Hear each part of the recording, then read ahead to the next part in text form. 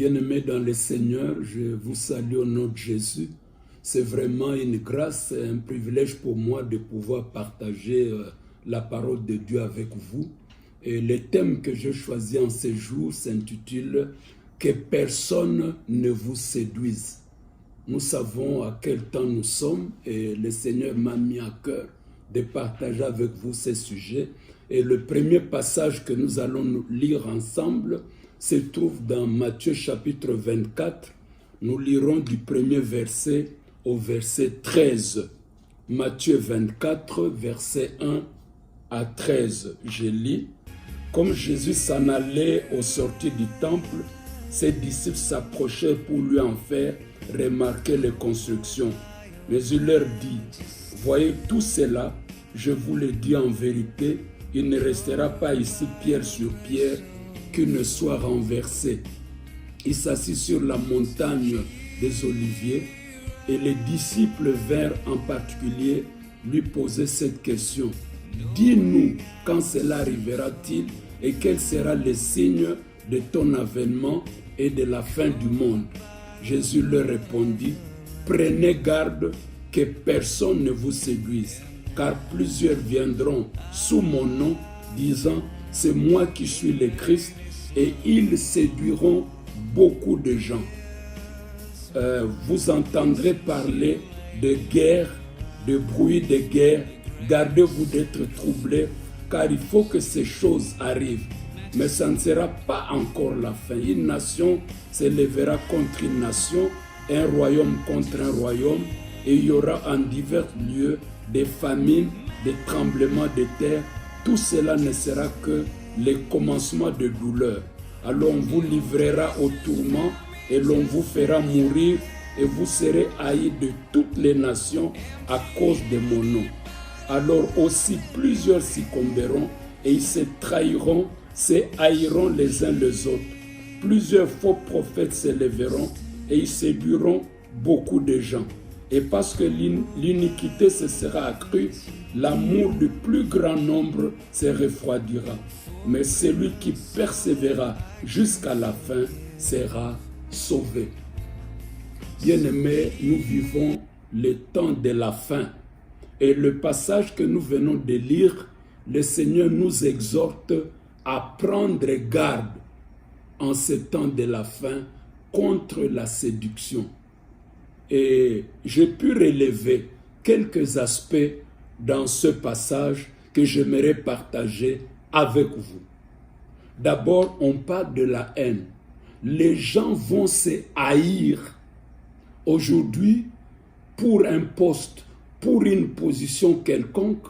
On est prêt à empoisonner son frère pour un poste qu'on quittera un jour. Le poison est entré même dans l'église du Seigneur. Vous savez, je suis allé dans un pays, après mon séjour, il y a un frère qui m'a apporté un micro qu'on attache ici. Je lui ai dit, mais pourquoi tu m'offres ces cadeaux? Il dit, papa, c'est à cause du poison. Il y a du poison maintenant dans les micros. Donc si on t'invite à prêcher quelque part, n'utilise pas n'importe quel micro, utilise ce micro que je te donne. Je dis, mais qu'est-ce que j'ai fait pour qu'on puisse m'empoisonner? Il dit, même si tu n'as rien fait, il y a la haine maintenant, même parmi les serviteurs de Dieu. Bien-aimé, ça m'a vraiment choqué. Vous savez, lorsque nous lisons Jean chapitre 13, à partir du verset 34, au verset 35, le Seigneur dit, « Je vous donne un commandement nouveau. Aimez-vous les uns les autres. » Et il ajoutera au verset 35, « C'est ainsi que les gens vont vous reconnaître que vous êtes mes disciples. » Les disciples du Seigneur sont des personnes qui s'aiment, des personnes qui s'affectionnent. Aujourd'hui, nous vivons le contraire.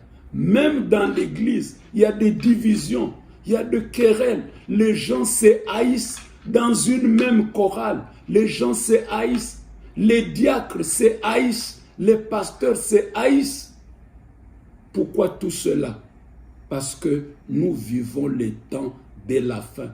Les gens poursuivent des futilités, des positions qui n'ont rien à voir avec l'évangile. Et vous savez, Lewis avait dit quelque chose que je n'oublie jamais. Il a dit, tout ce qui n'est pas éternel est éternellement inutile. Vous allez vous haïr, vous allez vous empoisonner pour une position, pour un poste. Quelques années plus tard, vous quittez ce poste-là. Qu'est-ce que vous avez récolté? Dans l'église aujourd'hui, il y a des pratiques abominables. Vous n'allez pas croire. Je reçois des vidéos, je reçois des photos, je me pose la question, je rêve ou c'est la réalité. Vous savez, j'ai une photo où il y a un pasteur pour prêcher dans son église.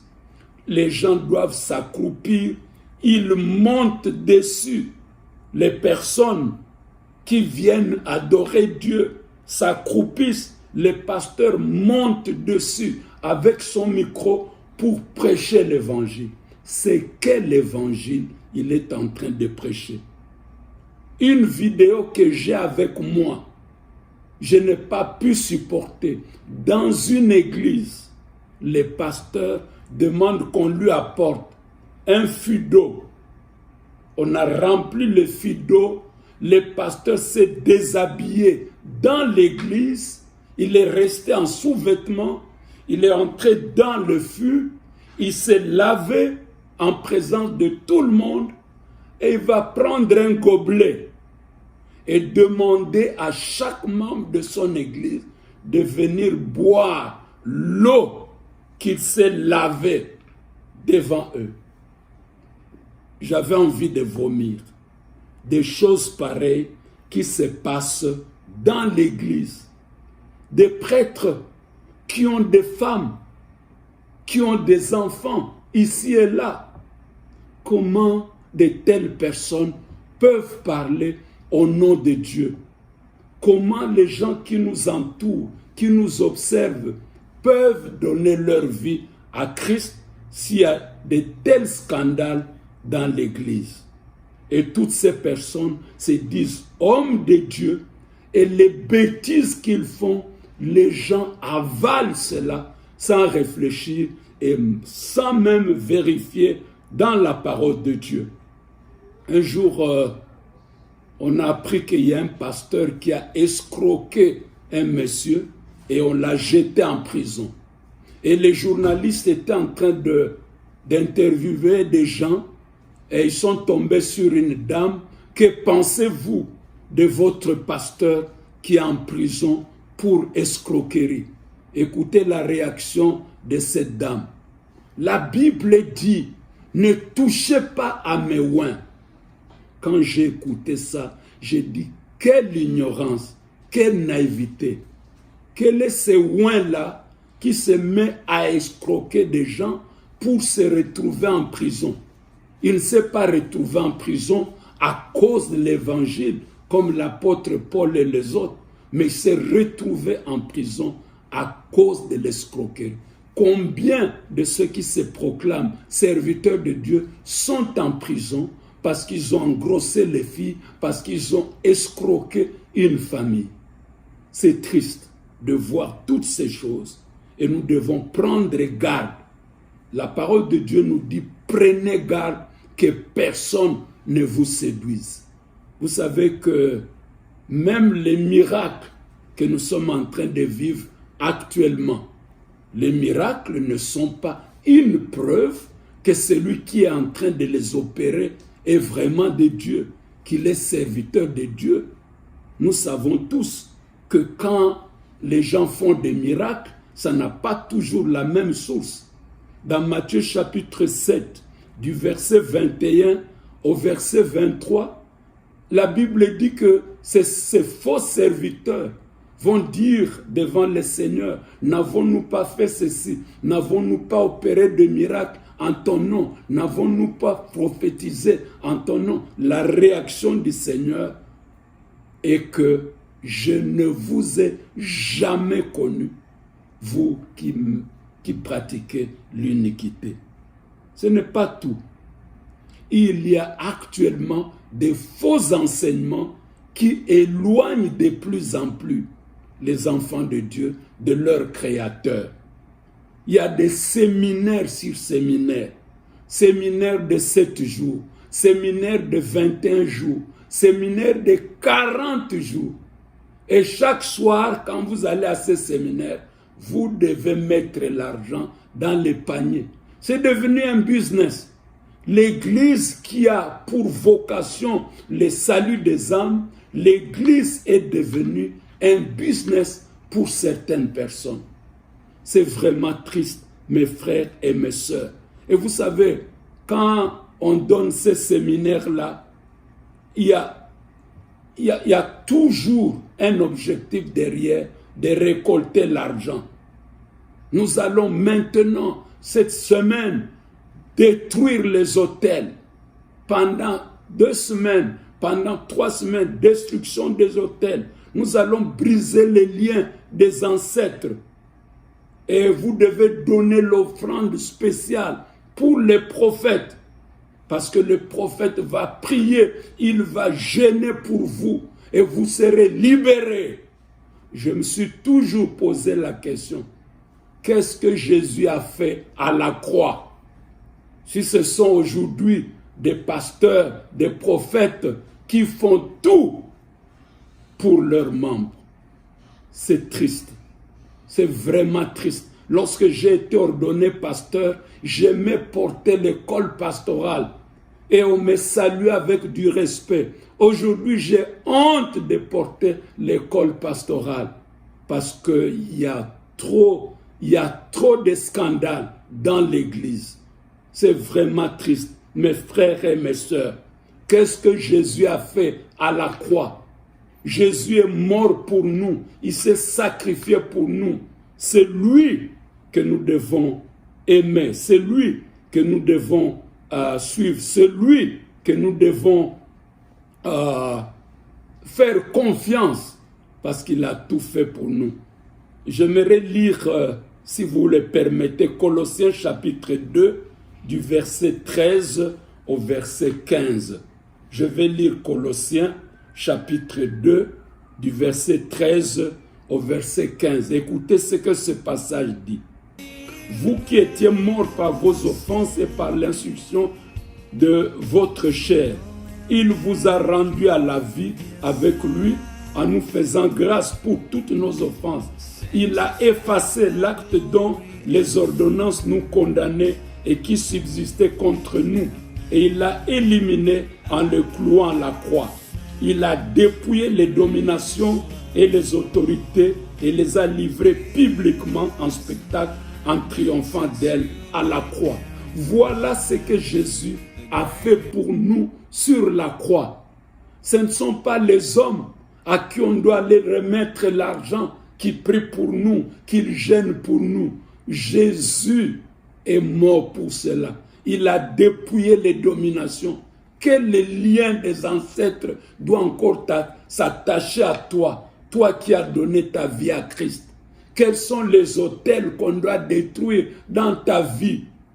Si Jésus est dans ta vie, Jésus a porté tout cela à la croix. Et quand vous l'acceptez comme Seigneur et Sauveur personnel, vous êtes bénis. Aujourd'hui, les pasteurs commencent à être appelés Daddy.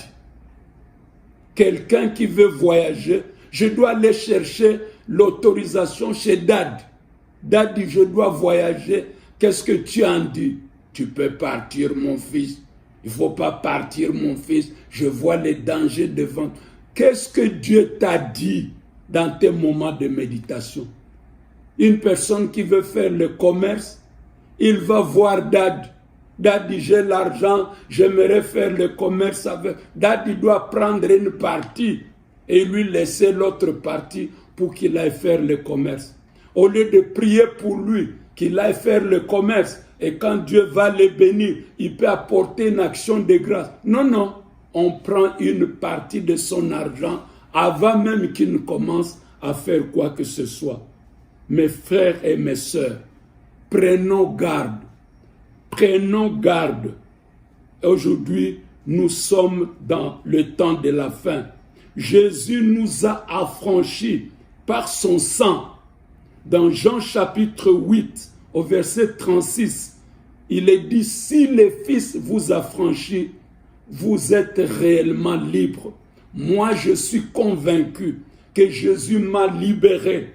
Je ne suis plus sous le joug de l'ennemi. Je ne suis plus lié aux ancêtres, à ce qu'ils ont fait, je ne sais quoi. Il n'y a pas des hôtels qu'on doit détruire dans ma vie.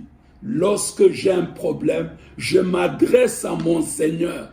Je lui demande pardon, je confesse. S'il faut que je me répande, je me répands. Je n'ai pas besoin d'aller voir un prophète pour qu'il regarde si ça va ou ça ne va pas dans ma vie. C'est le temps de la fin, c'est le temps de la destruction, de la séduction. Mes frères et mes sœurs, si je vous dis tout cela, ce n'est pas que vous puissiez quitter l'église. Non, ne quittez pas l'église. Rappelez-vous, lorsqu'on est venu arrêter Jésus-Christ, il a dit ceci. J'étais tout le temps avec vous au temple, vous ne m'avez pas arrêté, vous n'avez pas mis la main sur moi. Mais aujourd'hui, c'est votre temps. Cela veut dire quoi? Jésus nous encourage à continuer à aller à l'église, mais pas n'importe quelle église. Il y a des églises qui sont des business, des moutonneries. Mais l'église que nous devons y aller, c'est l'église où Jésus-Christ est le seul qui est adoré. Jésus-Christ est celui-là qu'on élève, pas un homme, pas un groupe de personnes, mais Jésus-Christ le Seigneur. Les églises, il y en a. Des bonnes églises, il y en a. Malheureusement, les faux sont plus que les vraies églises du Seigneur. Mais si vous cherchez, vous allez en trouver. Ne restez pas à la maison. Ne restez pas à la maison. Bien sûr, nous parlons de ce temps de confinement, mais sachez que être ensemble avec les autres membres du corps du Christ, ça nous fait du bien, nous nous édifions mutuellement. Vous savez, il y a des gens qui disent, moi je suis chrétien non pratiquant. Ça me fait rire. Comment vous pouvez être chrétien non pratiquant? Ça veut simplement dire que vous n'êtes nulle part. C'est comme un étudiant qui dirait, moi je suis un étudiant non pratiquant. Donc il ne va pas à l'université. Mais il est étudiant, il s'est inscrit là-bas et il attend que le moment de composition arrive pour qu'il aille à l'université. Il va lamentablement échouer. C'est la même chose avec nous. Nous devons aller à l'église, mais pas dans n'importe quelle église, pas avaler n'importe quel enseignement, mais rester dans l'église où seul Jésus-Christ est adoré, où seul Jésus-Christ est élevé.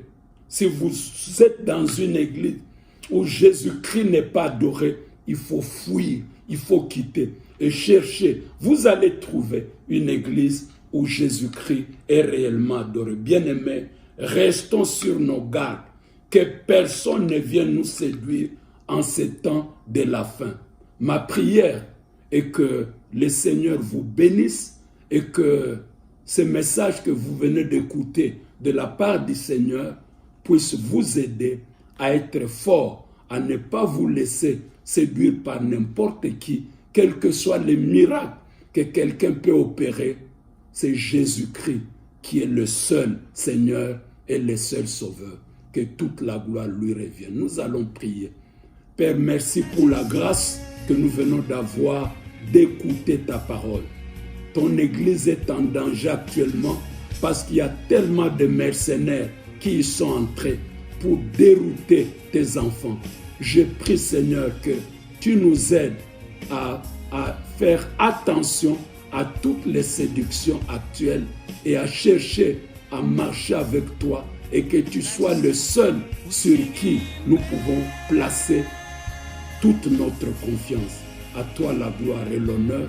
J'ai ainsi prié dans le précieux et puissant nom de notre Seigneur et Sauveur Jésus-Christ. Amen. Que Dieu vous bénisse. Just as I am, empty